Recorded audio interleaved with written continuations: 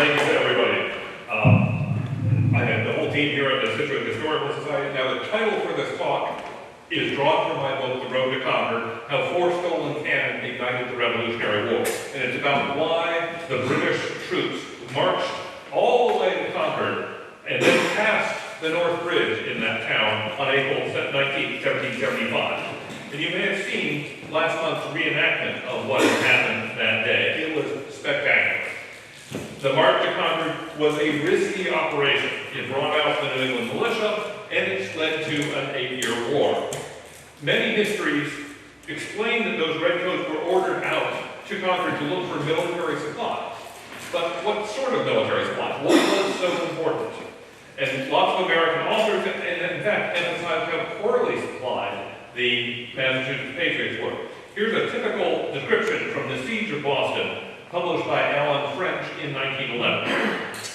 The provincial congresses committee of supplies gathered together a few hundred spades and pickaxes, some muskets, 1,000 wooden mess bowls, 4,000 flints, and a small supply of peas and flour. A pitiful attempt to compete with the vast resources of Great Britain. That approach reflected how lots of Americans like to look back on the revolutionary soldiers as poorly armed underdogs. Let's put that aside something that James Warren of Plymouth wrote to his wife Mercy on April 6th, 13 days before the British march. Warren was in Concord as a delegate from his town to the Massachusetts Provincial Congress, the extra-legal legislature that the Patriots had set up. And here's what James Warren told Mercy about Concord on April 6th. All things wear a warlike appearance here. This town is full of cannon, ammunition, stores, etc., and the army long for them, and while they want nothing but strength to induce an attempt in them. The people are ready and determined to defend this country inch by inch. James Warren's letter reflects how he and his fellow activists saw themselves in 1775 as determined defenders of their traditional rights, well-trained and armed with cannon. Now, how did Concord come to be full of cannon? Where did those guns come from? I'm going to explore those questions in the first half of this talk. And in the second half, I'll talk about General Thomas Gage, the Royal Governor of Massachusetts and commander of the British Army in North America, and what he decided to do about that situation, and how eventually all the roads led to Concord. That journey began on September 1st, 1774. Early in the morning, English soldiers, on the orders of the Royal Governor, emptied this provincial storehouse in what is now what was then Charlestown and what is now Somerville, Powderhouseville. General Gage also had his men take 2 small cannon from the Cambridge militia. There was a company of the Middlesex County militia training with these cannon. And by that evening, there were wild rumors spreading west from and south from Cambridge that the British Army was shooting at crowds, and the Royal Navy was bombarding Boston. And the next day, 4,000 at least armed men marched into Cambridge, marching in their militia companies to respond to this emergency. That confrontation, it ended without violence, because as the men approached Boston, they realized that those worst rumors were not true. But nevertheless, that event, which historians later call the powder alarm, it was revolutionary. The crowds forced the lieutenant governor and every other royal appointee in Cambridge to resign or apologize. By the end of the day, it was clear to everyone that there was a new political and military order in Massachusetts.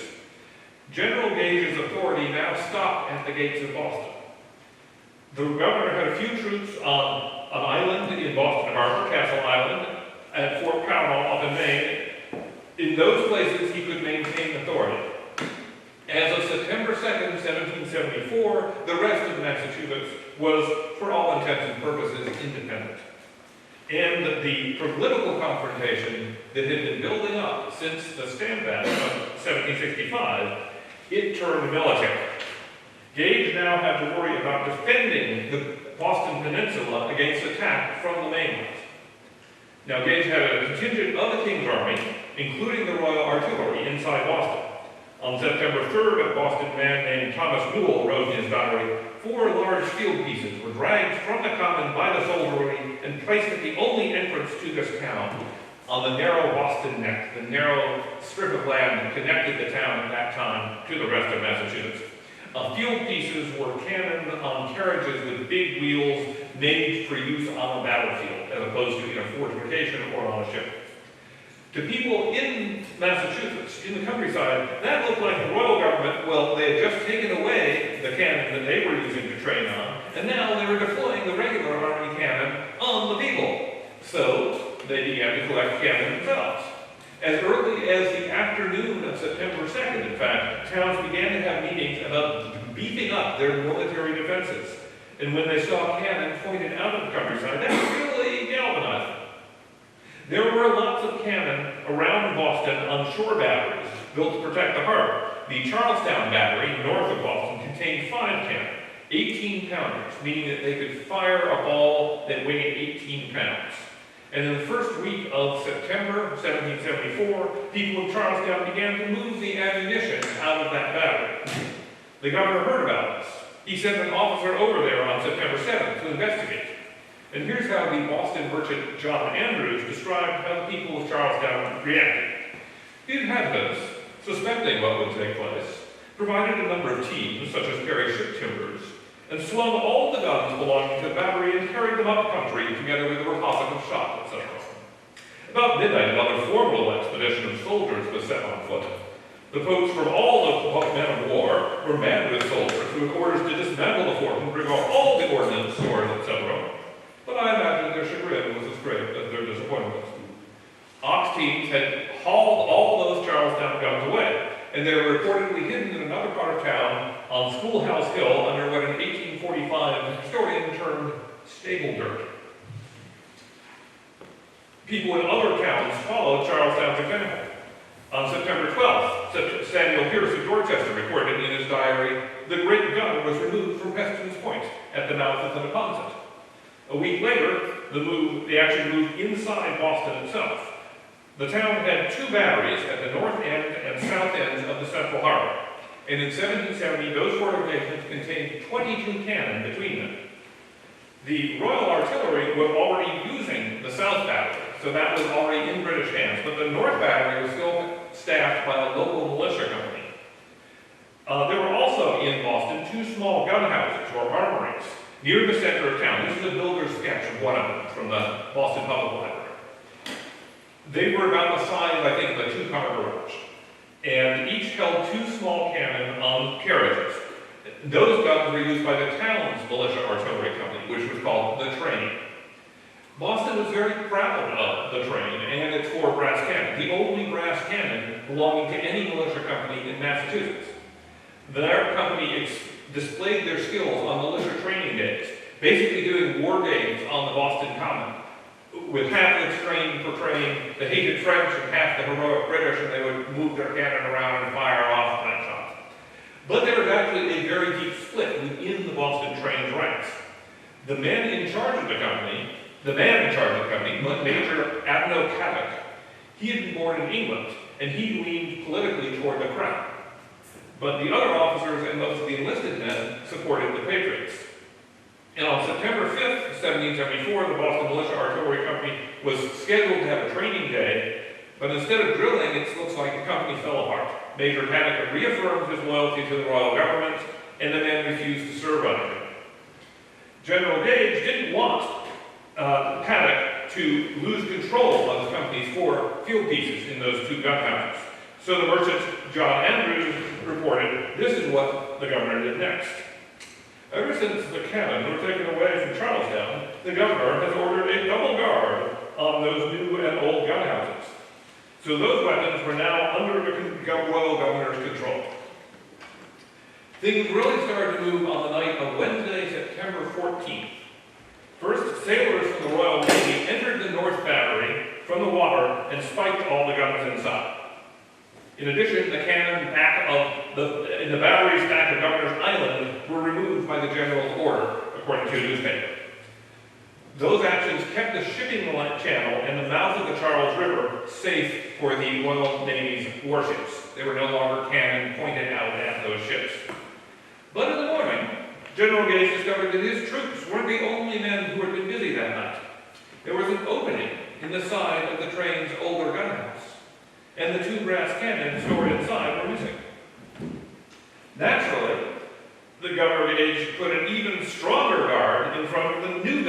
where there were still 2 cannon inside. And that site already seemed quite secure because it was right beside Boston Common, where the King's Own Regiment and other regiments of Redcoats were camped.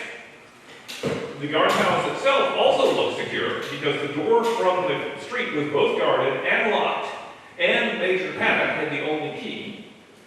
There was another wider door around to the right, but it was barred on the inside.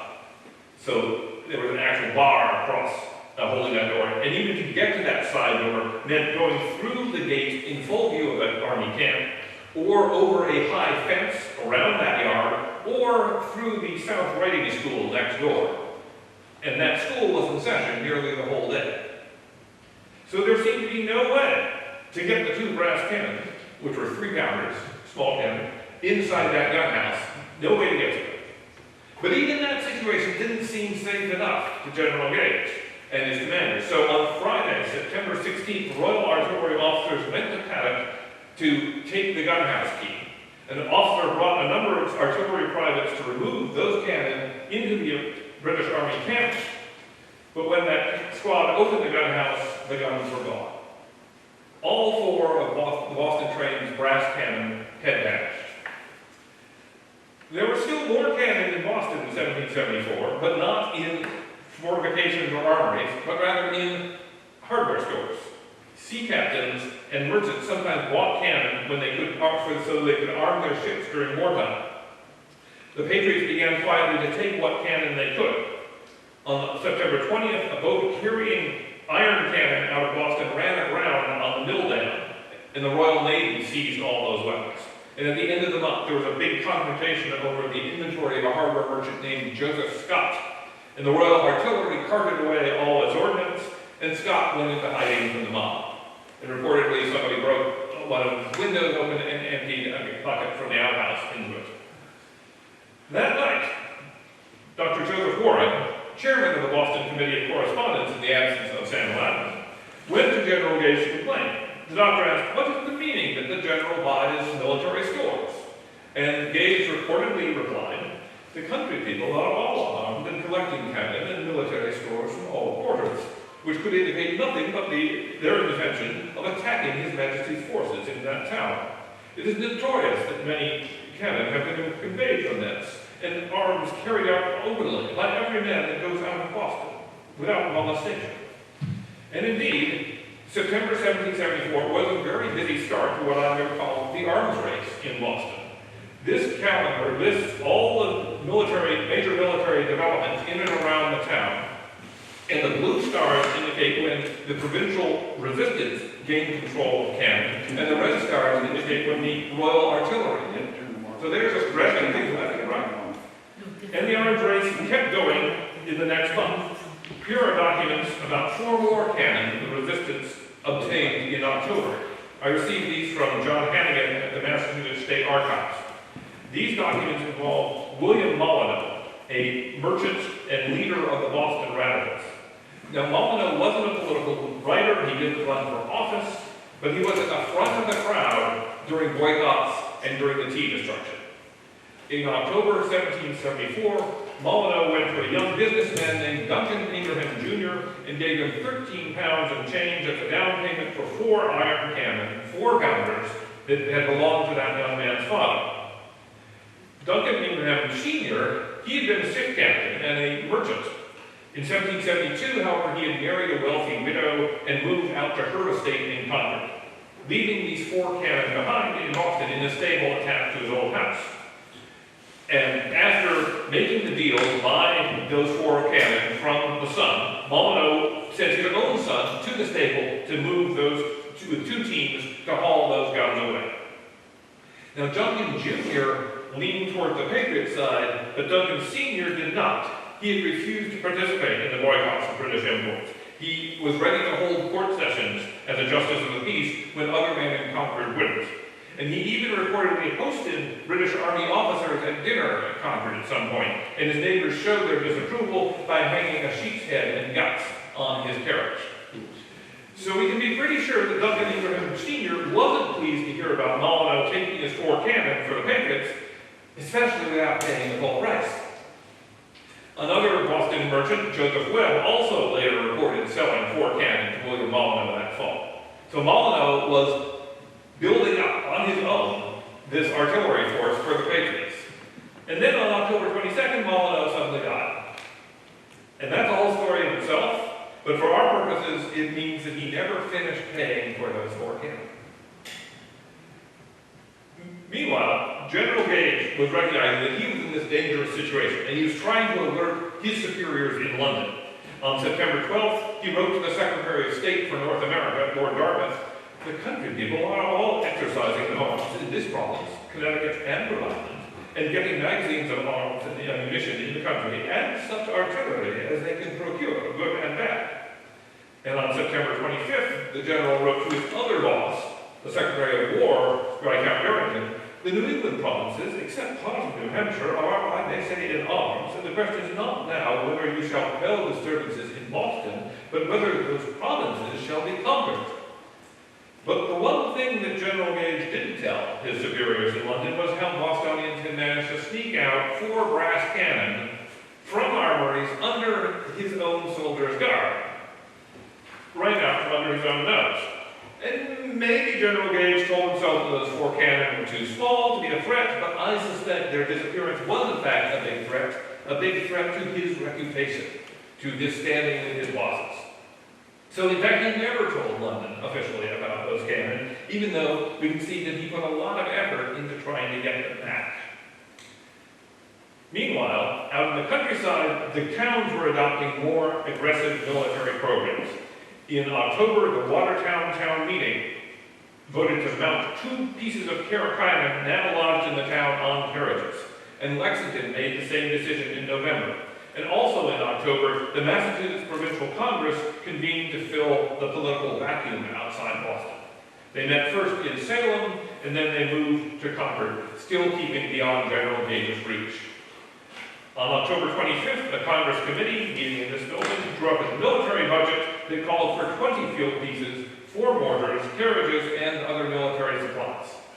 The Provincial Congress formed a committee of safety and a committee on supplies, and meeting in Charlestown on November 15th, these combined committees voted unanimously to get 7 large pieces of cannon on the best terms, and to get them out of Boston to some place in the country. So the Congress was setting out to build an artillery force with guns from Boston and anywhere else they could find.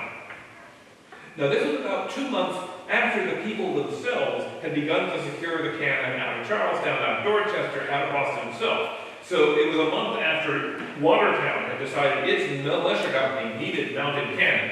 So the Committee of Safety and Supplies wasn't leading this. It was trying to catch up and take control of and organize a movement that was already started by the people in the towns. And furthermore, in December 1774, this arms race to control artillery is spread outside of Massachusetts. On September 8th, the Rhode Island Assembly voted to remove almost all the guns from Fort George off Newport and to move them up to Providence. And according to a Royal Navy captain, Rhode Island governor, very frankly told me that the legislature had moved those guns to prevent their falling into the hands of the king. So Rhode Islanders were making sure that they kept control of their cannon and not let the Royal Navy take it. 5 days later, the people of New London, Connecticut moved their cannon into the country. People started to wonder about New Hampshire, where Fort William and Mary guarded Portsmouth Harbor with cannon. Bostonians saw some signs that the Royal Navy was about to send a ship up to Portsmouth, and so they worried, and they sent a man named Paul Revere riding in a cart 60 miles on icy roads to warn the New Hampshire Patriots. And militiamen stormed Fort William and Mary, overwhelming the captain and 6 provincial soldiers inside, and they seized most of the gunpowder in the storehouse. 2 days later, New Hampshire's 2 delegates to the First Continental Congress showed up to take control, bring us back into order, and they decided to take more militiamen into the fort and take away the rest of the cannon and ammunition. And the captain in charge of the fort during those days reported shooting 3 4-pounders at the militiamen during their first charge. Nobody was killed or hurt, but if there had been any death, we would probably say that the shot heard around the world, the beginning of the Revolutionary War, occurred in Portsmouth Harbor in December 1774. And we would also have to say that the aggressors in that incident were not the British regulars marching into town, but Patriots attacking a heavily outnumbered British outpost to seize artillery, a very different narrative. But that's not the story we had to tell because nobody died, and we barely remember that. By the end of 1774, it is clear to General Thomas Gage that the Crown had lost control, not just of Massachusetts, but of all of New England. The other governors were either powerless or on the Patriot side. And it was clear from the letters that Gage was receiving from London that the government there was not going to send in any more troops, no matter how much he asked. He was largely on his own. But General Gage didn't give up.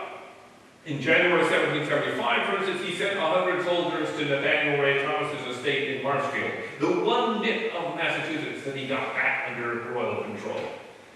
And General Gage started this effort to infiltrate the Patriot movement in Massachusetts and to ferret out particularly where they were hiding their cannon.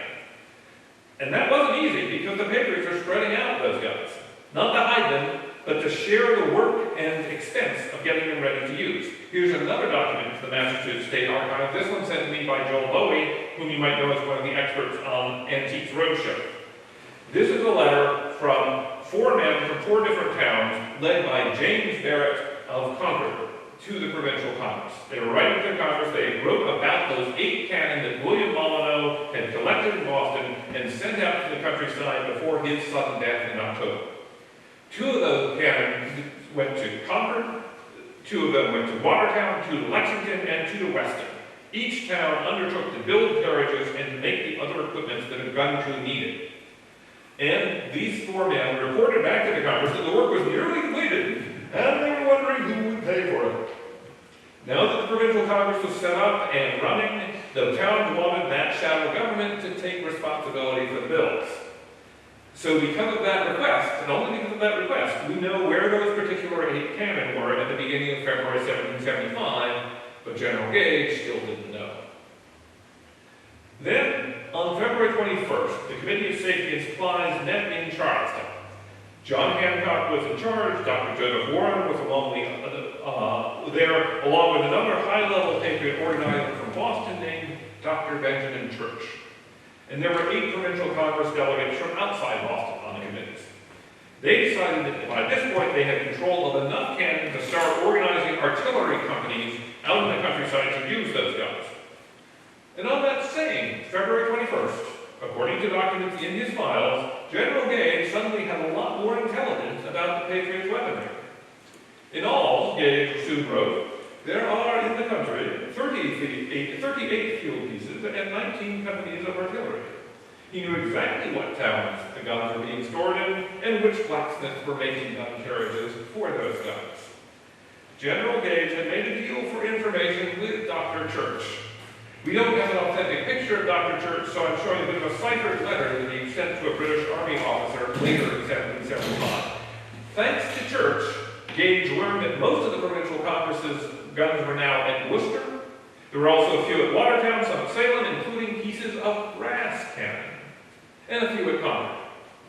Gage also knew that the Patriots were having trouble mounting their guns on carriages, which required the work of wheelwrights and blacksmiths and other craftsmen, so that was an expensive proposition.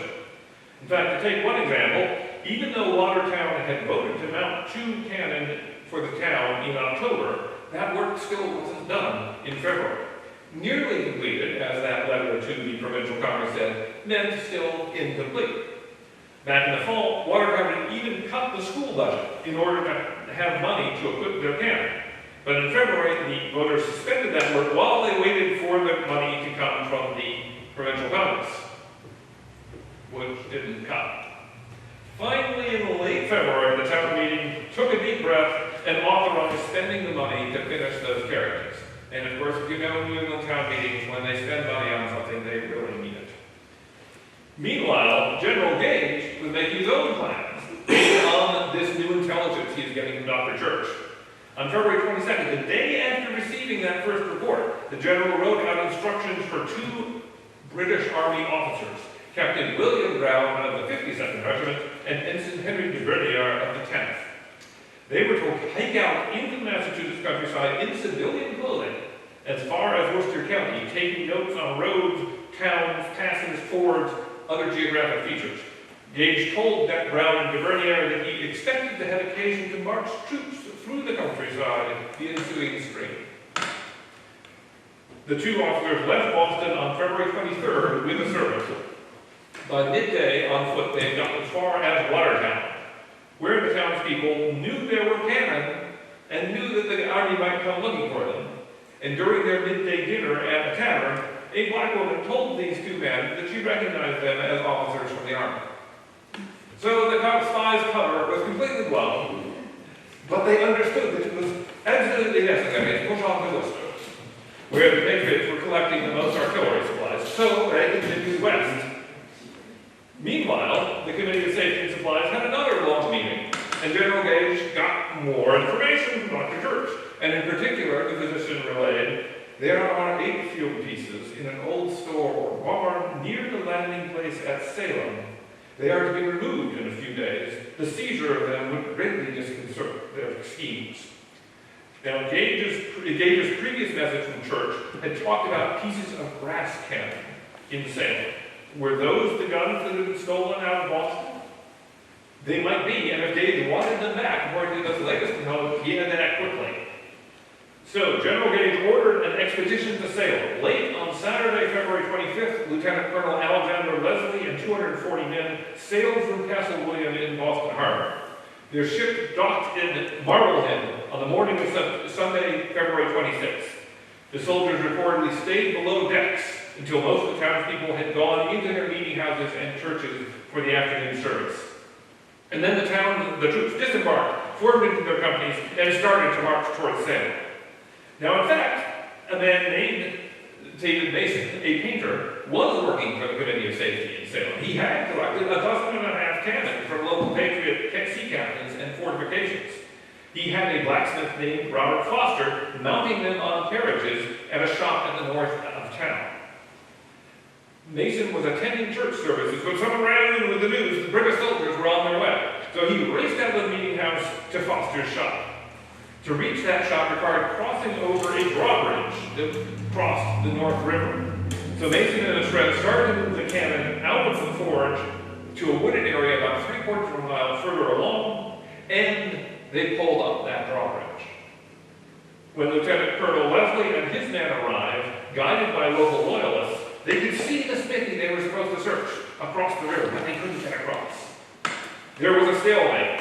Leslie yelled to the men on the other side of the river to put down the bridge. Mason and Foster refused. There was scuffling. There was even a tiny bit of blood.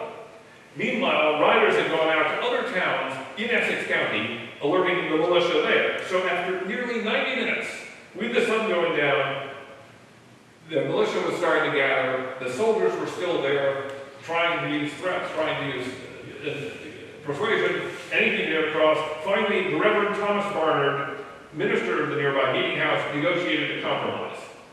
Mason, who by now knew that most of his artillery had been trucked away, was willing to let down the bridge. Leslie pledged his honor he would not launch beyond 30 rods and immediately return. He promised he would not look further for cannon. He would obey the letter of his orders to go to the forge. The men on the 64th Regiment stepped across the channel, turned around, marched back through Salem, back to Marblehead, back onto their ship. The militia companies from the nearby towns who had arrived with their muskets, they watched from a safe distance.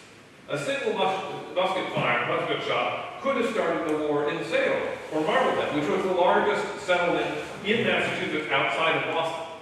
But again, there was no shot, no one died. This is not the start of the Revolutionary War. In his report to Lord Dartmouth, General Gage acknowledged some embarrassment about how this Salem expedition had panned out. The circumstance of the 8 field pieces at Salem led us into a mistake, for supposing them to be brass guns brought in from Holland or some foreign islands, which report had given great reason to suspect. In fact, if you look at General Gage's intelligence files, there is no reason to suspect that these cannon had been brought in from Holland or or Dutch islands. But saying that he was going after smuggled cannon that would raise no questions in London. Saying he was trying to retrieve cannon that had been stolen out of Boston, well, that would raise questions. Well, you haven't mentioned these before. So in the end, Gage insisted to Lord Dartmouth that the Patriots had secured only some old ship guns which had been carried away from Salem some time ago. On March 3rd, a week later, the local Essex Gazette newspaper told a different story. 27 pieces of cannon were removed out of this town in order to be out of the way of robbers. Meanwhile, Captain Brown and Ensign de Bernier, those two British officers, you remember them, they were still out in Worcester, trying to carry out their orders. They were at a tavern, taking notes on the cannon there and drawing maps of the road out. And on the evening after that stalemate in Salem, two men came into the tavern and told the landlord that they knew that these strangers were officers of the army. So Brown and Bernier quickly left for Worcester the next morning. They stumbled across the militia drill in Framingham before getting back to Weston. And then the officers decided to visit the home of a loyalist in Marlborough. Once again, they were spotted coming into town. Men on the local committee visited Henry Barnes's house. The officers were able to spend only 20 minutes there before trudging east through a snowstorm, finally getting back into Boston. And those officers told General Gage that there were indeed cannon out in Worcester, but it was a long way away, and locals everywhere were suspicious. But around this time, General Gage developed another intelligence source.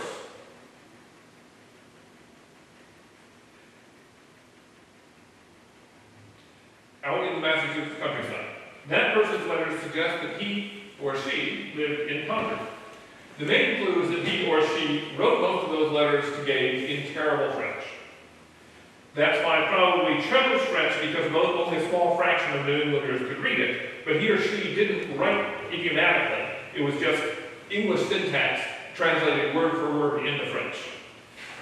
As of March 8th, that spy sent a message to General Gage in Concord saying, 4 brass cannon and 2 cohorns of mortars, so called by the peasantry, concealed at Mr. B, lately chosen or appointed militia colonel, supposed to be deposited in his cellar. Those 4 brass cannon were the guns from Boston. The Patriots smuggled them out of town around the turn of the year, hidden them for a while at a tavern in Dorchester, and then moved them out to Concord.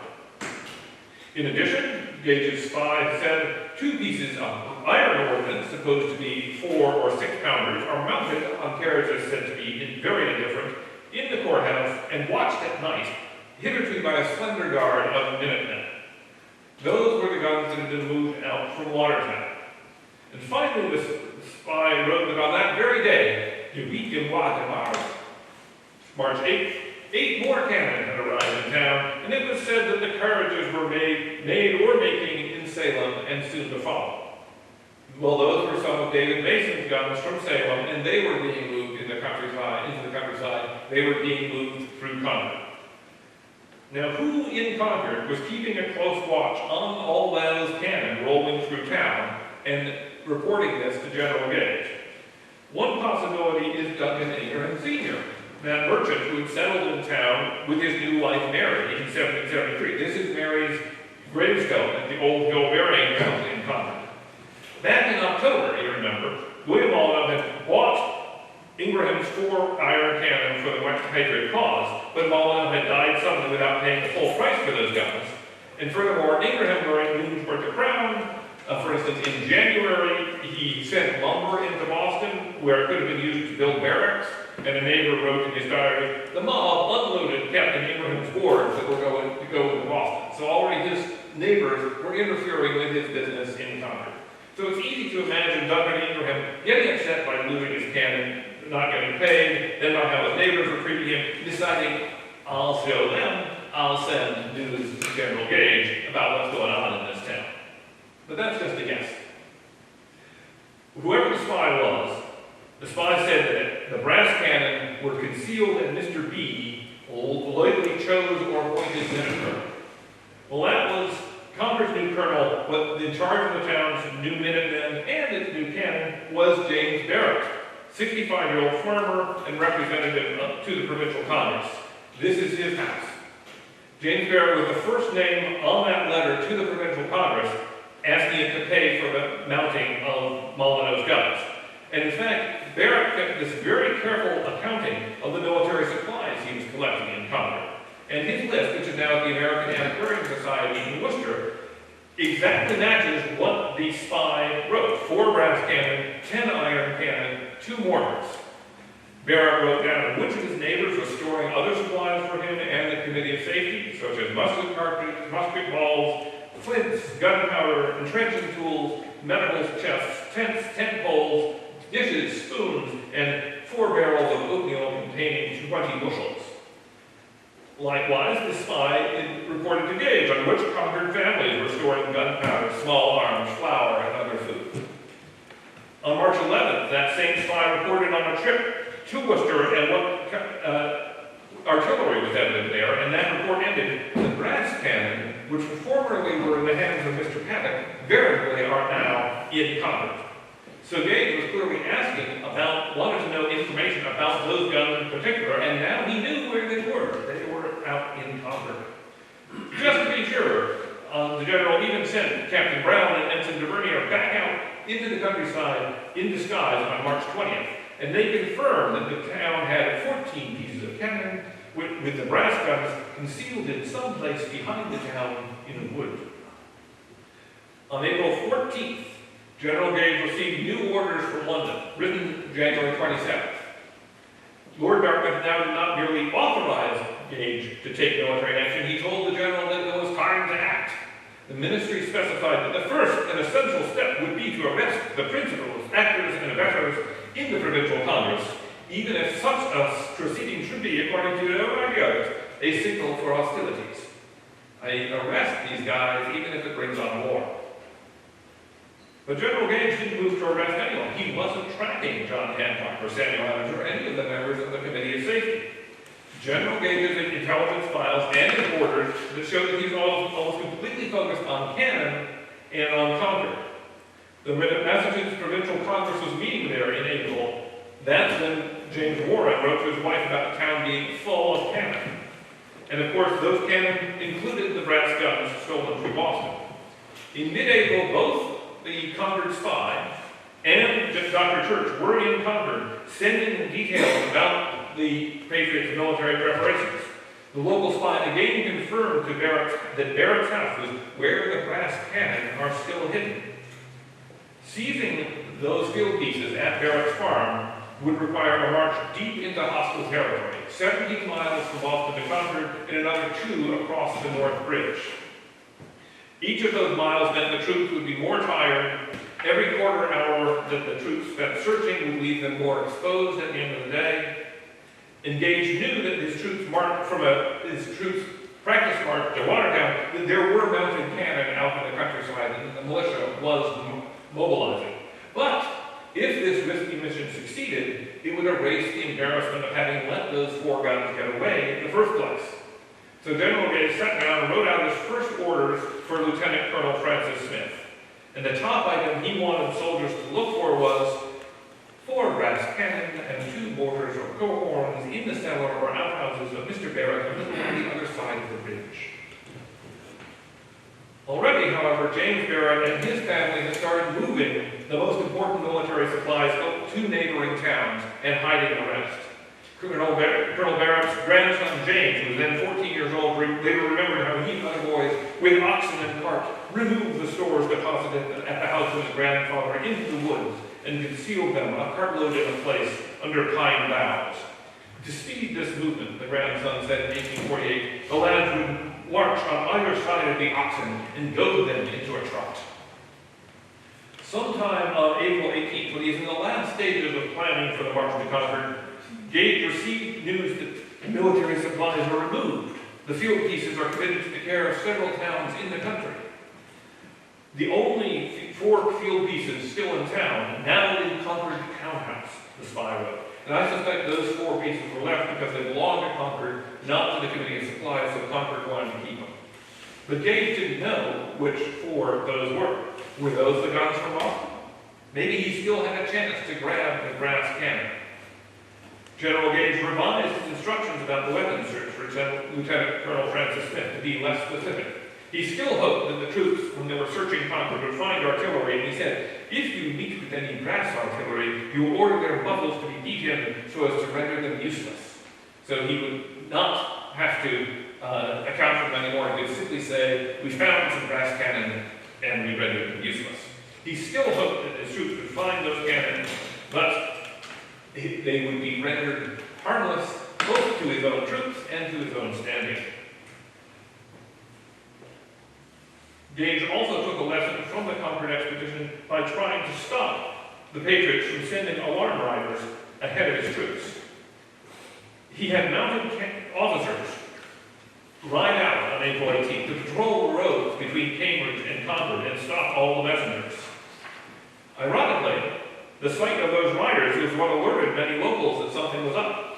In Lexington, a small town on the road to Concord, the militia saw those officers and a small unit started to gather. After sunset on April 18, 1775, about 800 British soldiers were rowed quietly out of Boston and started marching to Concord in the nighttime. And that was more than twice as many as went out to Charlestown in September 1774 or in Salem in February 1775, but they would be too late to catch Massachusetts' cannon. And on the road to Concord, those British soldiers came across the Lexington Militia Company, lined up on their common, and there was shooting, and this time men died, and this time the war began. For the Massachusetts Patriots, that meant that they could portray the start of the war as a result of aggression by the Royal Army. There was no reason to tell the world that they were actually collecting and hiding cannon out in the countryside. For General Gage, declaring that he knew that the Massachusetts rebels had cannon, including some taken from under his very nose in Boston, that would simply have raised questions. So both sides had reasons to keep secret what they knew about what was out in Concord. But that's what my book is about, what was out in Concord, the secrets that they wanted to keep, which left enough clues that I was able to put together this story for you. Thank you very much.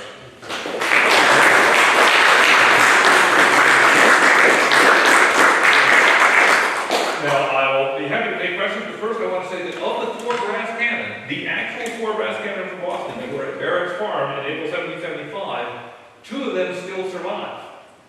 In the 1780s, Secretary of War Henry Knox had those guns engraved with the names of Adams and Hancock in honor of Samuel Adams and John Hancock. And today, the Hancock cannon is on display at the Concord Visitor Center of Minuteman National Historical Park, and the Adams cannon was mounted for many years like this in the chamber at the top of the Bunker Hill Monument, and the National Park Service sent it out to conservation a few years ago, and is now, you can see it in a case, protective case down in the lodge at the bottom of the monument. And I urge you to take a look at those guns, and now you know the story of how they were so instrumental in the start of the Revolutionary War. And I'm happy to take questions. Well, the first thing is, we were told that they were going out there to pick up Sam Adams and John Adams and John Hancock and all many of the leaders who weren't there, but had passed through. And that was... Yes, that is something which centuries of American historians have said. And that the British troops were looking for John Hancock and Samuel Adams, who were staying at the parsonage in Lexington, which is a building that John Hancock had actually spent the time in as a boy because his grandfather was a minister. There was some good reason for the Patriots to believe that because, as I said, the British government had told General Gage, start arresting people. And that intelligence knowledge of that, those orders seemed to have seeped in, so that Patriots in Boston were scattering in the couple of weeks before April 18th. And Hancock and Adams were deliberately staying out of town, out of Gage's reach. The problem with that, that's all from the American assumption. And when we actually got a look at General Gage's orders, and his intelligence files and what he was looking for, he doesn't say anything about Hancock and Adams. And they weren't there anyway. Well, that's the thing. Yes, Paul Revere, William Dawes, their mission was to go out and warn Hancock and Adams so that they could get out. Yeah. And it actually took longer to move John Hancock than it took to move the brass cannons to Barrett's Farm. But after several hours, Samuel Adams and the others convinced John Hancock to leave, and they went up to Woburn, and so they were out of the British Redcoats' reach.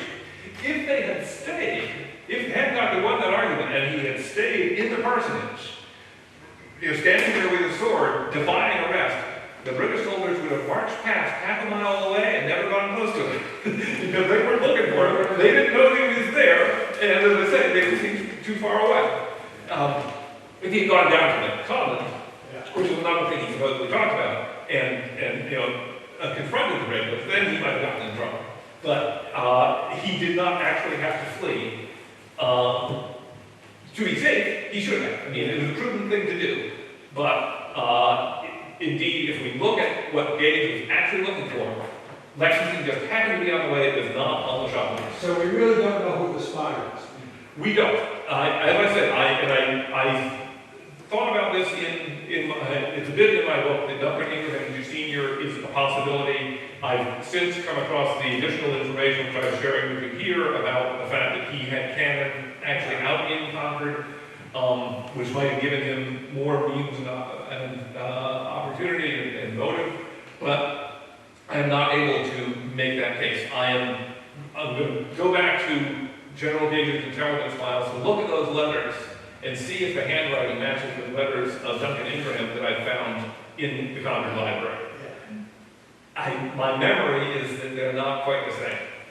So and I don't know if Duncan Ingraham knew any French, even terrible French.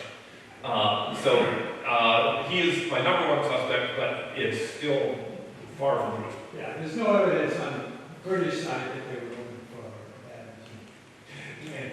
Not on Gage's side. I mean, I think Dartmouth would have been happy. His boss in London would have been happy. Yeah. And I mean, Hancock and Adams were definitely the leaders of this rebellious government. There's no evidence that they thought that they knew they were there. No, there's no, and in fact, there's a moment earlier in the march when the Committee of Safety was having a meeting in Cambridge along the route of the march.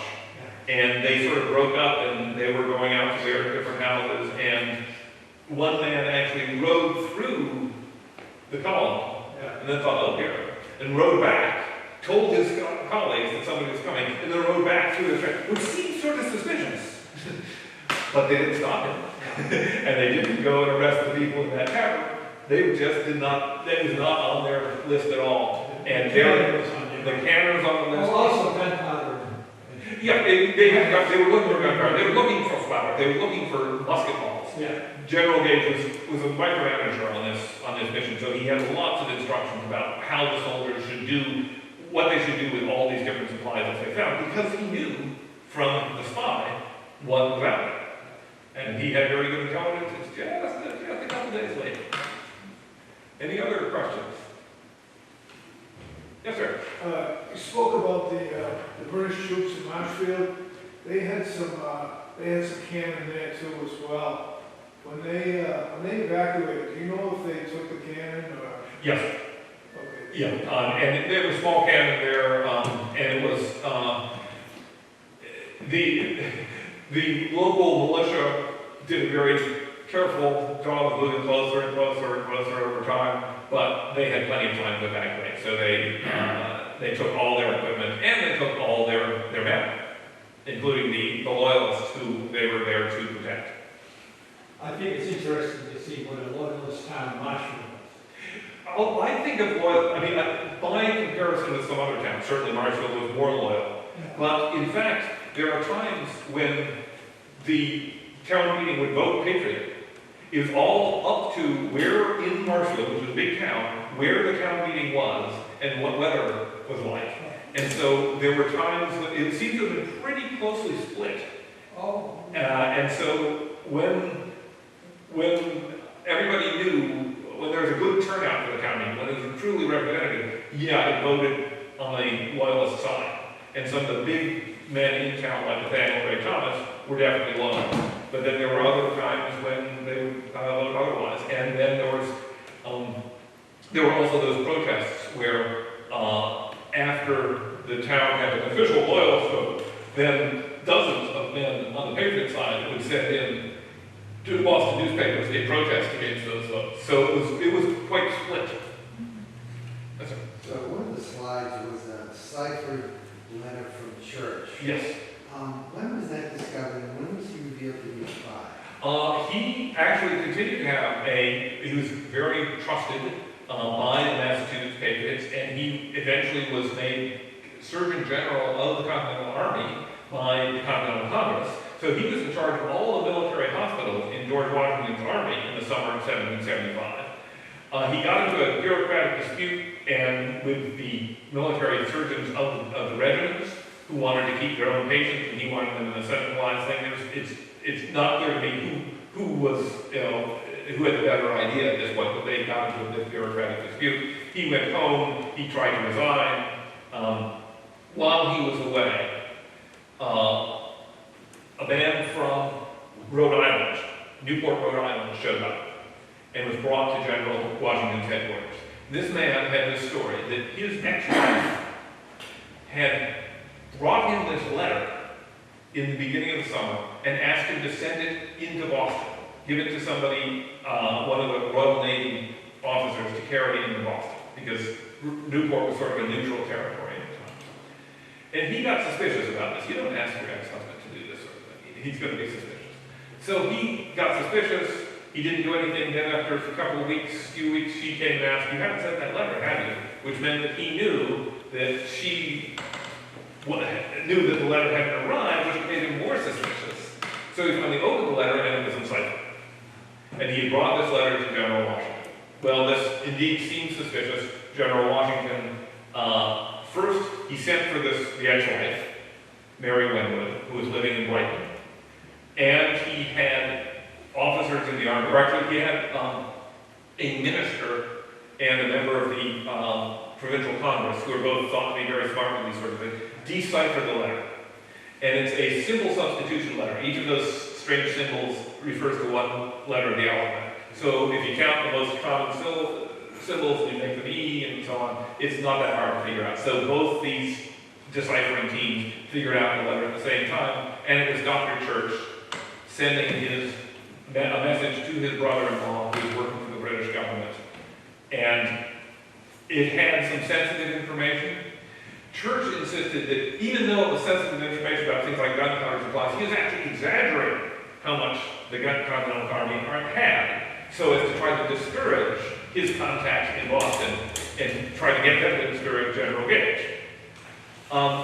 This was enough to keep him, this and another problem with the military law, was enough to keep him from being executed as a traitor. Eventually, he was put onto a ship to go to Martinique and exiled from America, and the ship disappeared.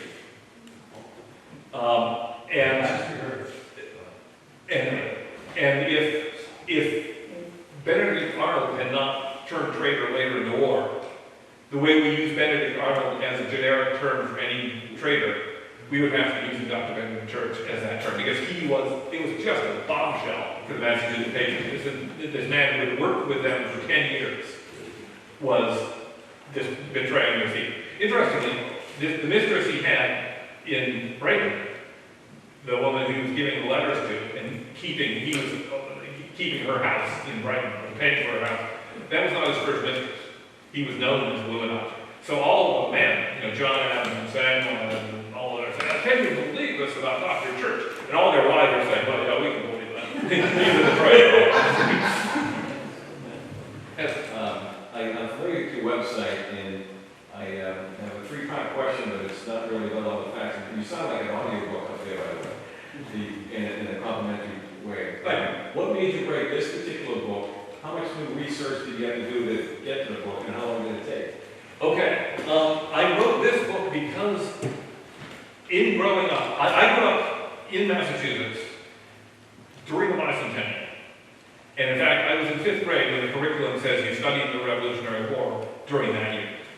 So I had this triple dose of local revolutionary history, and I thought I knew everything. I didn't know anything professional, but I thought I'd been exposed to the whole story.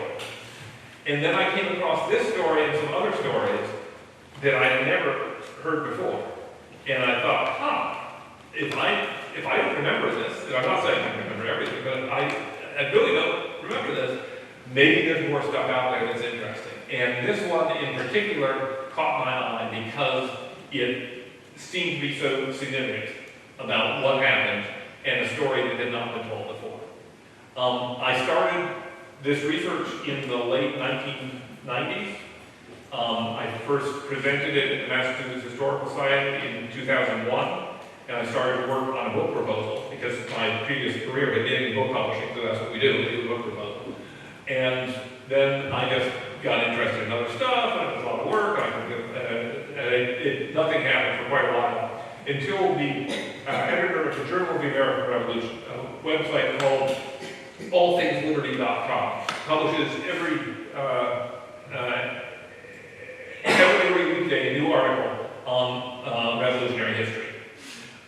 He called me up and said, "John, do you have a book proposal?" And I said, "Oh yes, I do have a book proposal. I definitely have a book proposal." And then I got a contract with this small publisher, and I started writing books. So depending on how you count, it either took me 15 years to write this book, or it took me 15 months in a sprint, once I got that okay.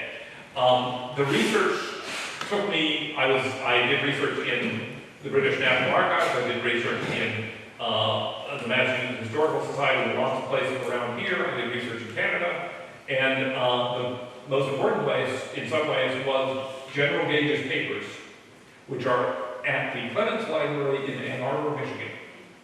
Because in the early 20th century, the situation changed where the aristocratic British family that Gage was part of, the Viscounts, they needed money, and an American industrialist named Clements had money, and so he was going around Britain buying the papers of various British officials, as well as some American officials. So he bought some like 26 trunks worth of papers from which were just sitting in the attic of Thwart Castle in England, had them shipped to his own library, a separate built in Ann Arbor on the campus of the University of Michigan. And it's a wonderful place to do research because it has all this stuff. And in fact, they are digitizing a lot of letters.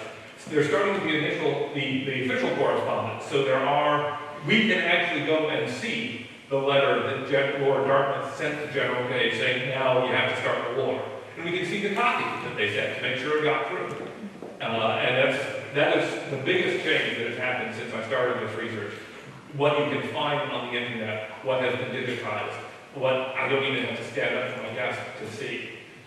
And if that had been that way, back in the late 1990s of 2001, the book went around a lot quicker, or I might have still just been so busy looking at all the other stuff out there, it might still not exist. Thanks. Any other questions?